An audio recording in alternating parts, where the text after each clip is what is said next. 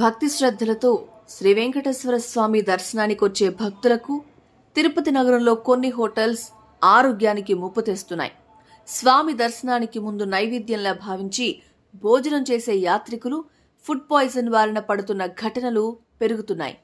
Temple సిటీగా పేరుగాంచిన ఈ పవిత్ర పట్టణంలో కల్తీ పదార్థాలు, హైజీన్ కు విరుద్ధంగా తయారైన ఆహారాన్ని వడ్డిస్తున్న హోటల్స్, రెస్టారెంట్లపై ఫుడ్ సేఫ్టీ మరియు లీగల్ మెట్రాలజీ శాఖలు ఉక్కుపాదం మోపాయి. వరుస దాడుల్లో అనారోగ్యకరమైన వంట నూనెలు, గడువు ముగిసిన పదార్థాలు, తక్కువ నాణ్యత గల కూరగాయలు, కల్తీపాలు, మసాలాలు స్వాధీనం చేసుకున్నారు. కొన్ని చోట్ల కిచెన్ పరిసరాలు చెత్తతో నిండిపోవడం, వంట పాత్రలు సరిగా శుభ్రం చేయకపోవడం అధికారులు గుర్తించారు. భక్తుల ఆరోగ్యం కంటే లాభాల కోసం పరిగెత్తుతున్న ఈ వ్యాపారుల తీరుపై ఆగ్రహం వ్యక్తం చేస్తున్నారు భక్తులు. పవిత్ర క్షేత్రం ప్రతిష్ట దెబ్బతినేలా చేసే ఈ కల్తీ వ్యాపారాన్ని సహించాం. నిబంధనలు ఉల్లంఘించిన వారికి కఠిన చర్యలు తప్పవు. తిరుపతి ప్రజలు అంటున్న మాట ఇదే. భగవంతుని దర్శనం కోసం వచ్చిన భక్తులు భయపడకుండా భోజనం చేసే రోజు రావాలి అని కోరుతున్నారు.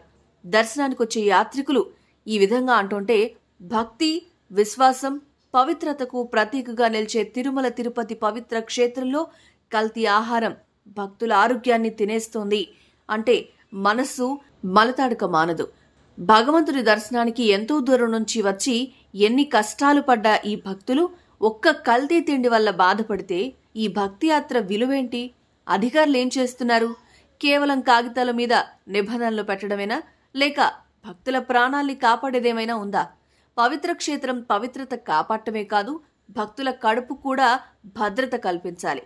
ఆలయ మహత్యం భక్తుల మనసులో ఉండాలి అంటే ఈ కల్తీకి కాదు, కర్తవ్యానికి ప్రాధాన్యం ఇవ్వాలి. ఇది కేవలం ఒక ప్రాంత సమస్య కాదు, ప్రతి భక్తుని గౌరవ సమస్య. ఇప్పటికైనా అధికారులు కళ్లు తెరిచి తగిన చర్యలు తీసుకోవాలి అని కోరుకుంటూ ఈ విషయంపై మీ అభిప్రాయాన్ని కామెంట్స్ రూపంలో తెలియజేయండి. ఇలాంటి మరిన్ని విషయాల కోసం ఇప్పుడే ప్రజారథం ఛానల్ను సబ్స్క్రైబ్ చేసుకోండి.